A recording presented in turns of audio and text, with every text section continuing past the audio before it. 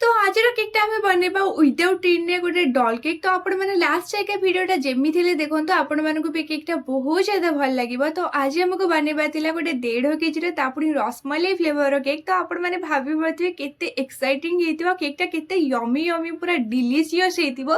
तो actually more जो customer मैंने अच्छा समस्ते मोर रसमलाई फ्लेवर नियंती कहीं एक्सपेनसिव होता है। बट जो मैंने मो रसमलाई थे खाई बहुत ज्यादा भल लगे आ पार्टी भी छाड़ेनी जेहेतु एक्सपेनसिव होता है समस्त जो अफोर्डेबल करें कि कमे भी पारे कहीं देखो आम जो स्पंज बनाऊे से मावा को पूरा पूरी ग्रेट करके पकाऊँ तार मावा एसेंस पकाऊँ आ पूरा पूरी रसमलाई रियल वाला यूज करुँच रसमलाईटा यूज कै से बहुत ज़्यादा एक्सपेनसिव कहीं आगुरी आउ थे गोटे जगह आणुली से कम रेट थिला बट एत ज़्यादा घटिया थिला सेटा ना मुझे टोटाली से यूज कैनि। बट मुझे यूज कर बहुत ही भल फ्लेवर दूसरी बहुत ही भल लगे। तो से यूज कै आपण मैंने देखिपे मो डल ऊपर भागटा माने जमती आम डल सेपटा केमती बनाऊँगी।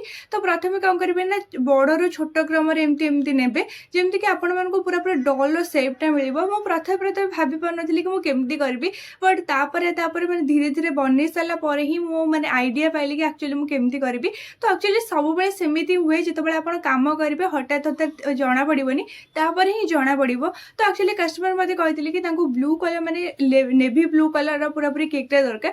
तो सी पूरा पूरी डार्क कलर कही मुझे चेष्टा करी बनवाई बट मु प्रथम कहीदी कि केकटा जब खराब लगे तो मुझे करें किंतु केकटा बहुत ज़्यादा भल लगुला कि भी माने टेस्ट भी खराब ही नाला।